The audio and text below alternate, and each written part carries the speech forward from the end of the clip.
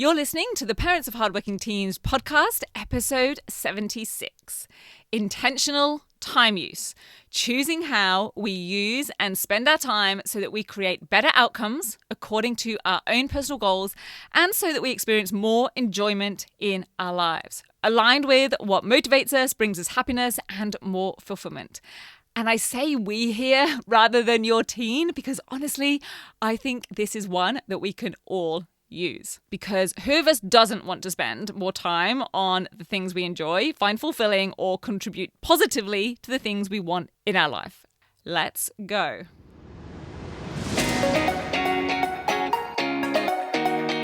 I'm Katie Jones, and with over 15 years in education as an award-winning high school teacher, international external examiner, and as a study coach, I've helped thousands of students skyrocket their results and confidence. And this podcast is where I share all my insights, tactics, and tips with you, the parent, so you can help your hardworking teen get happy, smart, and successful in their study, and have you both enjoy the journey along the way. This is the Parents of Hardworking Teens podcast. Hey VIPs, how are you? I'm super well, which is a good job because I'm recording this at the start of a huge week. When this episode drops, I will be right in it. I have just completed exam marker training for this year's paper and started some of the early script marking. And I've already gotten so much just from the question wording, the mark scheme, and the few scripts that I've already marked with things that I really want to share with you and with your teens. So lots more to come on that, including my annual exam marker video diary. So make sure you're on my email list for updates and releases on that. Today, I want to share really a bit of a reflection with you based on a change that I've experimented with in my own life and also a conversation I had recently with a 10WGT student and her mum on a consult. And there was a particular part of our conversation that really struck a chord with me and got me thinking, because I think we can all agree that we have finite time. Time is one of the few things in life that we cannot make more of. We can sometimes claim some of it back, so to speak, by maybe using certain services or systems or time-saving processes or technology, but we can't actually create or generate more of it. And side note, if you want a good book recommendation on that, I am in the middle of reading a book called 4,000 Weeks right now. It's by Oliver Burkeman, and I'm really liking it. Now, ironically, as I say that, I realize I probably won't actually get to read much of it this week because I won't have the time with all of the exam marking on top of everything else that normally happens. But what's in the book isn't quite what this episode is about, to be honest. It's more that I've come to read the book as a result of what I'm going to talk about here. So if we can't control time, we can't slow it down, speed it up, make more of it, the best we can do is use what time we have intentionally. And to do that, we need to have some awareness around the choices we have, as well as the decisions within those choices that we make and how we are making those decisions. And we also need awareness of what we actually enjoy, what personally serves us, what actually genuinely fulfills us. And when it comes to your teen's study, there are going to be likely some subjects or topics that they enjoy and some that they don't. There will be maybe some types of tasks that they prefer or even enjoy completing and some that they don't. And there will be some types of assessments that they can just get in and complete smoothly and happily, and some that they don't. And the interesting, but I mean, this is not exactly a newsflash kind of thing here, is that we all like or enjoy different things. And thank goodness that is the case. There are so many reasons why that is a great thing in life. But the point here is that knowing this and knowing these things about ourselves, for ourselves, can be helpful in deciding where we want to or need to spend our time and energy. Now, I often talk about helping students spend less time studying. But I also know that some students genuinely enjoy studying, or they at least enjoy some of the processes or the topics. And a random example, my mum will tell you that I used to love completing maths worksheets back when I was in the early years of primary school. I would actually ask for more from the teacher and I would bring them home and I would happily sit doing them. It's probably not a surprise that I call myself a little bit of a geek these days, is it?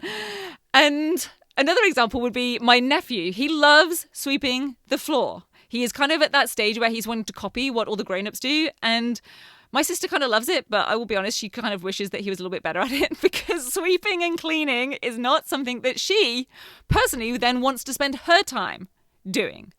And my point here is that we want to optimize for the things that we do enjoy or that create good outcomes for us. Like I said, my sister doesn't love sweeping, but she does love the outcome, which is a clean home. And I will share with you a very recent and topical example of this for myself.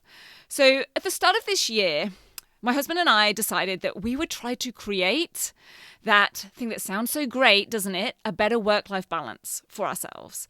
Because honestly, we often get told that we work too hard. And I'll get back to those words, working too hard, in a moment. But we started to think that, hey, maybe they're right.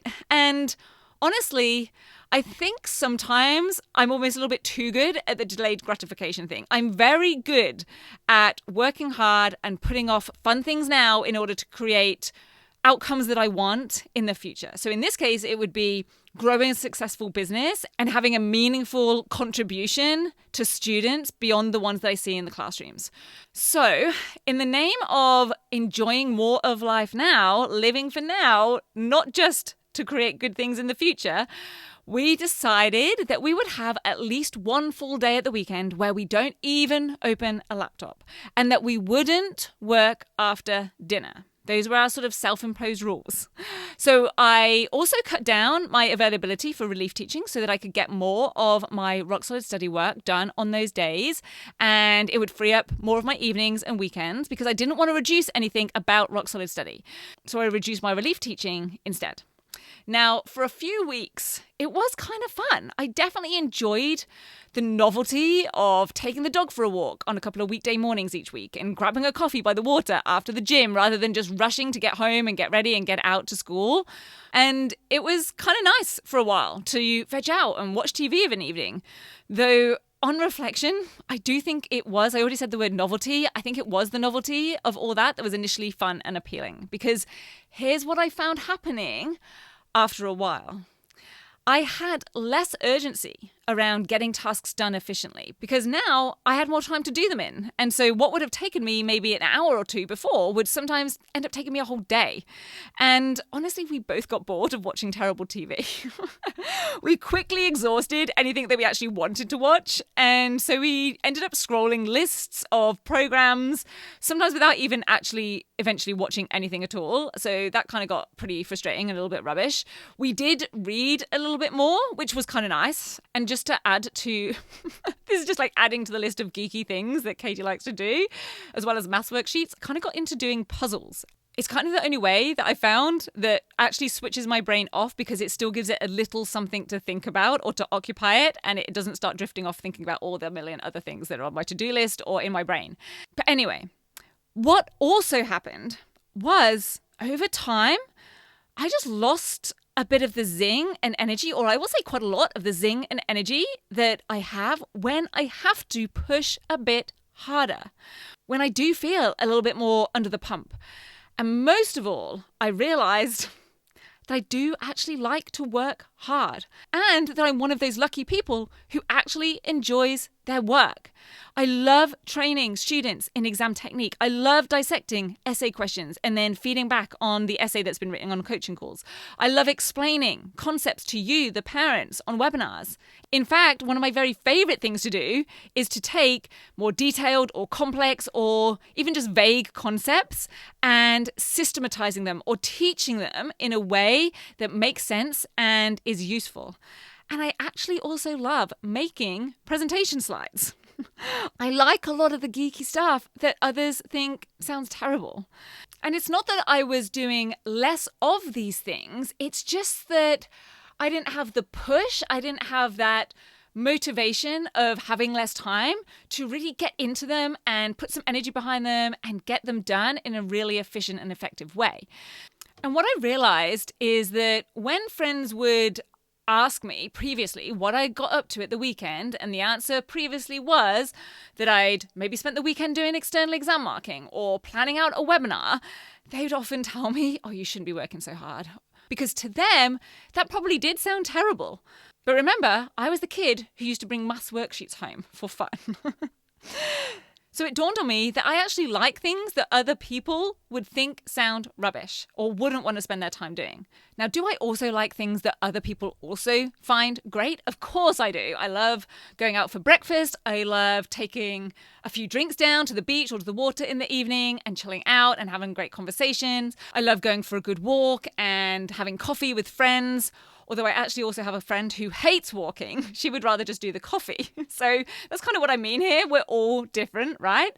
So even though, yes, I work a lot, for me, working a lot is actually not a bad thing. And remember, I don't have children of my own, so I don't have to deal with all of those sorts of things on a daily basis. So a better, in quote marks, life for me doesn't necessarily mean getting a better work-life balance. For me, the balance is actually that I enjoy the work in my life.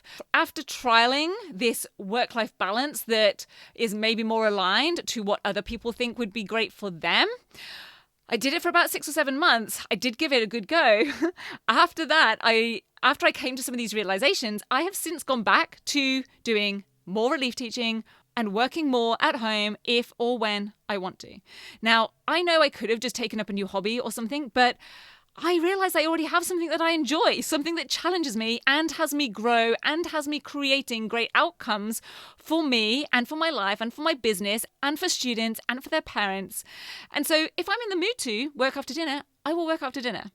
And if I've got a big to-do list, I've realized I actually like to be busy. I like that feeling, the energy and the productivity that I get when I give myself a fuller calendar and a bigger to-do list. And that doesn't mean that I think other people should be doing that. It doesn't mean that I'm saying that's what your teen should be doing. I'm just saying it's good to know these things about ourselves. It's good to have the awareness of whatever works for your teen versus other people's experiences or opinions. And so I wondered if it might be useful or interesting for your teen to consider this for themselves or for you to consider what this might mean for them. Because this might well be the case for your teen. They might want to spend their time on study-related tasks or topics, and that's all good. The issue is when they're spending time and energy on things that they don't want to be doing and that won't get them an outcome that they want. Remember, they might need to be doing things to create an outcome that they want, even if they don't necessarily enjoy doing the things. So, for example, they might want to spend twice as long making that PowerPoint look beautiful just because they enjoy the design aspect or they like the process of creating aesthetically pleasing creations, even though they know it won't actually get them any extra marks. I just don't want them doing that if it's because they're either maybe putting off something else that they actually need to be doing that will give them an outcome that they want. And I certainly don't want them doing it if they don't enjoy it and they don't realize that it isn't going to make any difference to their result. And this came up on a consult that I recently had with a 10WGT student and her mum. Now, she's a senior student and she was telling me that she really actually enjoys reading and researching academic articles and journal papers. And I think it was particularly for history that she mentioned it for, but the subject itself doesn't really matter. The point is, many students would tell me that they hate that type of research, that it feels arduous, and for them, it's not fun. So for those students, I would be focusing on making sure that they have the most efficient and effective steps and systems to get that research done to a high level to create the outcome that they want, but have them do it in the most direct way so that they don't spend more time on it than they need to. But this student actually enjoyed doing that type of research. She liked spending her time on it. She was actually choosing to spend time on it. This wasn't something that she wanted to stop doing in her study or minimize in her study, even though she was likely spending more time on these sorts of assignments or research projects than she actually needs to. So what we instead made a plan to focus on in terms of her training with me and the 10WGT was making sure that she gains the skills to analyze that research at the highest levels of criteria. That she was discerning in which evidence she eventually selected. And we spent time figuring out what the other weak links were in her study and the way she was studying. Things that were holding her back in the results that she wanted, in the outcomes that she wanted, so that she could also spend some of that time fixing up or honing or developing those. And then on top of both of these situations, I even had Gemma, our success manager and English focus coach, talk to me about this recently. She told me how after proof checking episode 69, which was perfection versus productive, she said she had thought of me because she had spent an hour that day before our meeting making pretty labels for her folders in her office. And she realized to herself that she could have just written on them in Sharpie and had it all done in 5 minutes. But the thing was, and the conversation we then got into was that, hey, if she enjoyed making the labels and she enjoyed just having them to look at home, then all good. But if she was doing that instead of something that she'd have enjoyed more, or something that she might not enjoy but was putting off, that she was procrastinating on, that would have given her a more impactful or valuable outcome than the good-looking folders, if she was actually avoiding another task that actually would have given her more benefit, then maybe it wasn't the best use of her time. And that's just then something for her to be aware of for future. So to wrap this up, a couple of self-reflection questions that might be helpful here could be, am I spending more time on this because this is really what I want to do and what I choose to spend my time on right now? Or is it because I'm actually putting off something else that needs to be done or that I should be doing? Or even, am I not doing something or spending time on something that I actually do want to be doing just because of other people's opinions or their own personal preferences?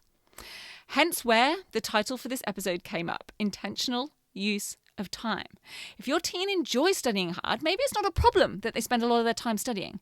If they don't really enjoy it, or if they have other things that they would also like to be spending more of their time on, then yes, take action to make that study more efficient and strategic.